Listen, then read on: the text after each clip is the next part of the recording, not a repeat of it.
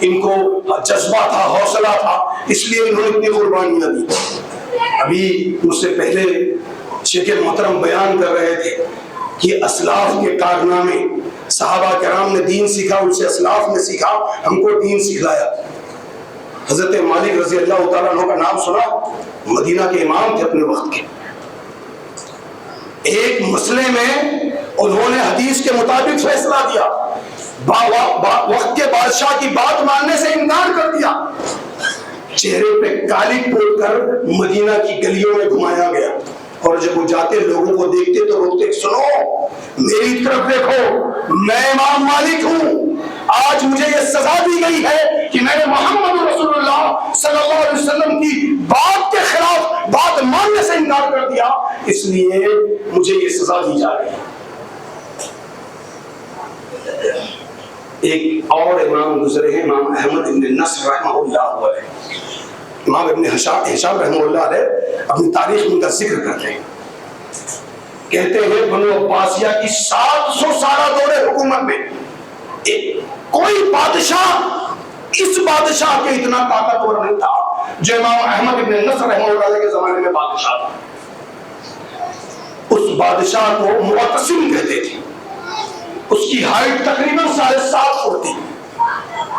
کتنی تھی؟ 7.5 فٹ۔ طاقت کا یہ عالم تھا کہ اپنی تلوار اگر کسی کے سر پر مارتا تو جسم کو 2 حصوں میں چیرتی ہوئی پیروں کے بیچ سے نکل جاتی، اتنا طاقتور بادشاہ تھا۔ خود جمعہ کی نماز پڑھاتا، بڑا نیک تھا، جمعہ کی نماز پڑھاتا، امامت کرتا۔ ایک دن علماء سوس کو مل گئے، اس کے درباری ملا جو اپنا ایمان ہر زمانے میں یہ ہوتے ہیں جو علماء حق کی برائی کرتے ہیں، علماء حق کو تکلیف پہنچانا چاہتے ہیں۔ انہوں نے کہا اے بادشاہ یہ بات سمجھو کہ جب اتنے جلیل القدر پیغمبر حضرت موسیٰ علیہ السلام کو اللہ کا دیدار نہیں ہو سکا، وہ بے ہوش ہو کر ایک تجلی میں گر پڑے، تو پھر کیا اللہ کا دیدار ممکن ہے؟ نہیں ہو سکتا اللہ کا دیدار۔ یہ جو لوگ کہتے ہیں یہ جھوٹے لوگ ہیں۔ اس کے دماغ میں یہ خباثت بھر گئی۔ اس نے جمعہ میں اعلان کیا کہ آج کے بعد اگر کوئی یہ بات کہے گا کہ اللہ کا دیدار ہوگا کبھی بھی دنیا میں یا جنت میں جانے کے بعد، میں اس کو قتل کر دوں گا۔ اگلا جمعہ آیا، امام احمد بن نصر رحمہ اللہ علیہ منبر رسول پر کھڑے ہوئے اور اعلان کیا کہ اے لوگوں سنو، میرے محبوب جناب محمد رسول اللہ صلی اللہ علیہ وسلم نے کہا جب جنتی جنت میں چلے جائیں گے تو اللہ رب العالمین ساری نعمتوں کے بعد اپنے چہرے کے دیدار کی نعمت دے گا جنتیوں کو۔ معتصم کہتا ہے کہ کسی کو دیدار نہیں ہوگا، یہ بات جان لو، معتصم جھوٹا ہے، معتصم کی باتیں جھوٹی ہے۔ میرا محبوب مدینے کا تاجدار وہ سچا ہے، اس کی باتیں سچی ہے، اور میں یہ اعلان کرتا ہوں کہ اللہ کا دیدار ہوگا جنت میں جانے کے بعد۔ وہ یہ بات کہہ کر اپنے گھر چلے گئے۔ جیسے ہی گھر میں پہنچے دروازے پر آواز دی گئی، کیونکہ سی آئی ڈی والے مسجدوں میں زیادہ آتے، انہوں نے خبر پہنچا دی بادشاہ کو کہ آج امام احمد بن نصر نے اعلان کیا۔ بیوی نے دروازے سے جھانک کر دیکھا کہ باہر کون ہے، دیکھا تو ایلچی آئے ہوئے تھے۔ وہیں سے آواز دی امام احمد بن نصر تم کو لے جانے کے لیے بادشاہ کے ہرکارے آئے ہیں۔ دیکھا کوئی آواز نہیں آ رہی ہے، پلٹ کر دیکھا امام احمد بن نصر غائب ہے۔ پھر کچھ آواز آئی باتھ روم کے اندر سے، تو ان کو لگا امام احمد بن نصر باتھ روم میں گھس گئے ہمارے ڈر کے۔ کہا اے امام احمد بن نصر، میں اللہ سے یہ دعا کرتا ہوں کہ پروردگار عالم جب کسی کو بیوی دے تو ایسی بیوی عطا کر۔ اے اللہ ہماری بیویوں کو بھی اتنی نیک بنا دے، اے اللہ اتنی باہمت اور باکمال بنا دے اللہ۔ کہا اے امام احمد بن نصر، اگر موت کا اتنا ہی دیتا تو پھر مدینہ کے تاجدار سے محبت کا دعویٰ کیوں کیا؟ کیوں تم نے یہ اعلان کیا کہ تم نبی کا محبوب ہے، تم نبی سے محبت کرنے والا ہے، نبی تیرا محبوب ہے؟ کیوں اس بات کا اعلان کیا؟ اگر موت سے اتنا ہی ڈرتا تو پھر محمد سے یارانہ کیوں کیا؟ ایک چند لمحے کے بعد امام احمد بن نصر باتھ روم کا دروازہ کھول کر باہر نکلے، کفن اوڑھے ہوئے تھے، کہا میری بیوی یہ بات سن لے. امام احمد ابن نصر ڈرپوک نہیں، اس نے اپنے محبوب سے کوئی منافقت کا سودا نہیں کیا، اس نے اپنے محبوب سے سچی محبت کی.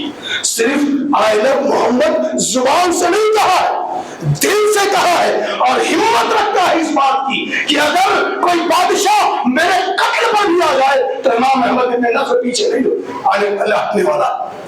ہر کاروں کے ساتھ بادشاہ کے دربار میں پہنچ گئے. بادشاہ کا دربار درباری ملوں سے بھرا ہوا تھا. امام احمد ابن نصر کو دیکھ کر سب مسکرانے لگے.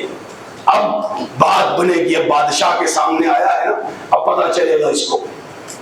بادشاہ غصے میں لال اپنے تخت پر چل رہا تھا،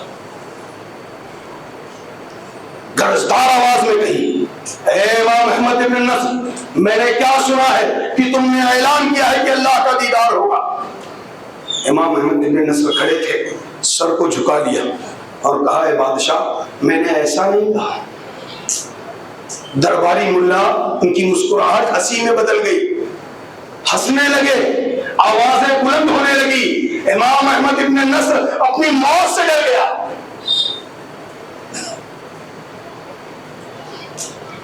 امام محمد ابن نصر نے سر اٹھایا اور کہا اے معتصم سن، میں نے یہ کہا ہے کہ جو بات معتصم نے کہی ہے وہ بات جھوٹی ہے اور معتصم جھوٹا ہے. میرا محبوب مدینے کا تاجدار سچا ہے اور میرے محبوب کی باتیں سچی ہے. میرے محبوب نے کہا ہے کہ جنتیوں کو اللہ کا دیدار ہوگا اور یہ بات سچی ہے کہ جنتیوں کو اللہ کا دیدار ہوگا. میں نے یہ بات کہی. بادشاہ آپے ہوئے نہیں رہ گیا. بادشاہ کی بات کو ٹھیس لگی تھی. اس نے اپنی تلوار نکالی اور امام احمد ابن نصر کے سر پہ دے مار. تلوار جسم کو دو حصوں میں چیرتی ہوئی پیروں کے بیچ سے باہر نکلی.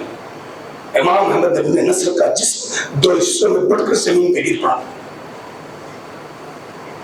مجھے بتلاؤ کیا دنیا کی حکومت نے اور بادشاہی نے ہمارے دلوں سے محمد رسول اللہ صلی اللہ علیہ وسلم کی محبت نکال پائی؟ محبت نام ہے اس کا، صرف آئی لو محمد کہنے کا نام محبت نہیں. محبت نام ہے اس کا کہ اپنے نفس کی قربانی دو، ضرورت پڑے اپنے جان کی قربانی دو. وہ دین سیکھو، اس دین پر عمل کرو جو دین محمد رسول اللہ صلی اللہ علیہ وسلم نے سکھایا. صحابہ پر آنچ آ جائے تو آہنی تلوار بن کر کھڑے ہو جاؤ، صحابہ کے سامنے آہنی دیوار بن جاؤ. صحابہ کی ذات پر کوئی کیچڑ اچھالے اس کی زبان کو کھینچ کر اس کے گلے سے لپیٹ دو. کوئی صحابہ کے خلاف ایک لفظ نہ بول پائے، کیونکہ یہ بات جان لو اگر صحابہ متہم ہو گئے تو میرا محبوب متہم ہو جائے گا. اس کے شاگرد برے ہو گئے تو نعوذ باللہ میرا محبوب برا ہو جائے گا. اور یہودیوں کی، منافقوں کی یہی سازش ہے کہ کسی طریقے سے صحابہ کو متہم کر دیا جائے. مجھ سے پہلے میرے قابل عالم دین نے یہی بات سمجھانے کی کوشش کی. اس لیے یہ بات سمجھو کہ محبت اس چیز کا نام ہے کہ اگر میرے محبوب کا ایک ادنا سا اشارہ آ جائے تو اپنی جان کا نذرانہ پیش کر دو. بادشاہ نے کیا کہا جانتے ہو؟ کہا امام احمد ابن نصر کی لاش کو لے جاؤ اور بغداد کے صدر دروازے پر لٹکا دو تاکہ پورا بغداد یہ بات جان لے کہ بادشاہ کے خلاف کوئی جائے گا تو اس کا یہ انجام ہوگا. نبی کی ایک بات کے لیے اپنی جان کا نظارہ ہمارے اسلاف نے پیش کیا. محبت ایسی ہونی چاہیے، بات اپنے خلاف ہو، اپنے ماں باپ کے خلاف ہو، اپنے معاشرے کے خلاف ہو، اپنے خاندان کے خلاف ہو، اپنی قوم اپنی جماعت کے خلاف ہو، اگر نبی کریم جناب محمد رسول اللہ صلی اللہ علیہ وسلم کی بات آ جائے تو دنیا کے تمام لوگوں کی بات ایک طرف، نبی کی بات پر عمل کیا جائے گا.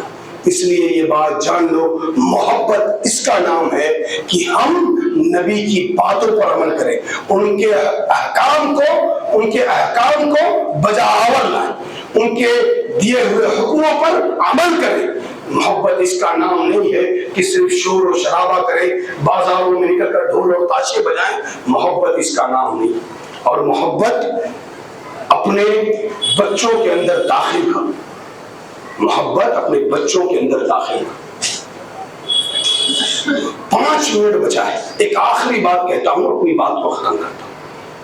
یہاں میری بہت ساری مائیں ہیں، ایک بات میری سن، جب محبت کی بات آ گئی ہے اور اللہ کے نبی صلی اللہ علیہ وسلم کی باتوں پر عمل کرنے کی بات آ گئی ہے تو ایک بات سن۔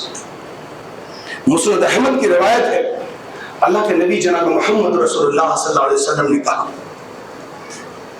کہ اگر شوہر کے بدن پر فوڑے ہو جائیں، اس سے پیپ بہتی رہے، بیوی اپنی زبان سے چاٹ کر صاف کر دے تو بھی اپنے شوہر کا حق ادا نہیں کر سکتی۔ یہ کس نے کہا؟ میرے محبوب جناب محمد رسول اللہ صلی اللہ علیہ وسلم۔ اس لیے میری ماؤں، اللہ کے نبی جناب محمد رسول اللہ صلی اللہ علیہ وسلم کی باتوں پر عمل کرنا چاہتی ہو تو اپنے شوہروں کی اطاعت کرو، ان سے ناراض نہ رہو، انہیں برا بھلا نہ کہو۔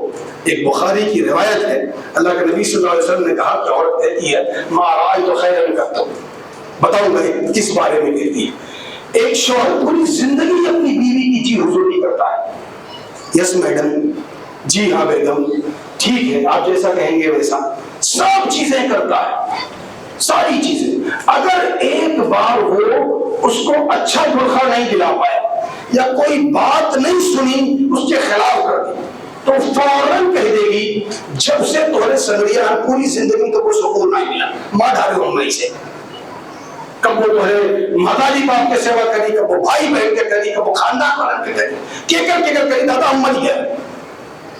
اللہ کے نبی صلی اللہ علیہ وسلم نے کہا ما رأیت خیرا قط، عورت کہہ دے گی میں نے پوری زندگی میں کبھی کوئی بھلائی آپ کے اندر دیکھی ہی نہیں۔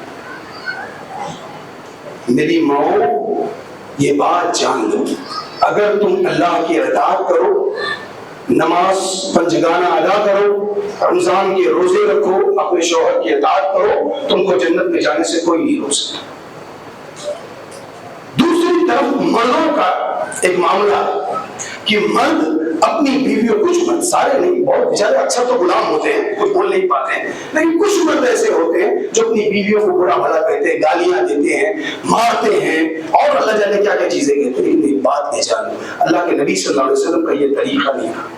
اللہ کے نبی صلی اللہ علیہ وسلم نے یہ سکھلایا کہ جب باہر جاؤ اپنی بیوی کو کچھ دلانے کے لیے تو پیسہ لے کر جاؤ اور زیادہ لے کر جاؤ، کپڑے اچھے دلاؤ، جوتیاں 2-4 دلا دیا کرو، اچھا کپڑا پہناؤ، معاشرے کے لوگوں کو لگنا چاہیے فلاں کی بیوی، اچھا کپڑا پہناؤ، اچھا کھانا کھلاؤ، اور اپنی زندگی میں کبھی ان کو گالیاں نہ دو، برا بھلا نہ کہو، ان کی عزت کرو۔ ہاں یہ بات کہوں گا کہ اگر کسی کی بیوی اس کے ماں باپ کے خلاف اس کو بھرتی ہے تو اس کی بیوی پھر جوتے کی نوک پڑتی ہے۔ وَقَضَىٰ رَبُّكَ أَلَّا تَعْبُدُوا إِلَّا إِيَّاهُ وَبِالْوَالِدَيْنِ إِحْسَانًا، ماں باپ کے سامنے کوئی نہیں، عزت کرو بیویوں کی، محبت کرو، دل میں بسا کر رکھو، لیکن اگر ماں باپ کی بات آ جائے تو دنیا کی تمام چیز جوتے کی نوک پر۔ ماں باپ کے سامنے کوئی کچھ، بوڑھے ماں باپ اور پھر اللہ رب العالمین ان کو خوش نصیب رکھے، ان کے چہروں کو روشن رکھے جو اپنے ماں باپ کی خدمت کرتے، جو اپنے ماں باپ کو بڑھاپے میں اپنے ماں باپ کی حفاظت کرتے۔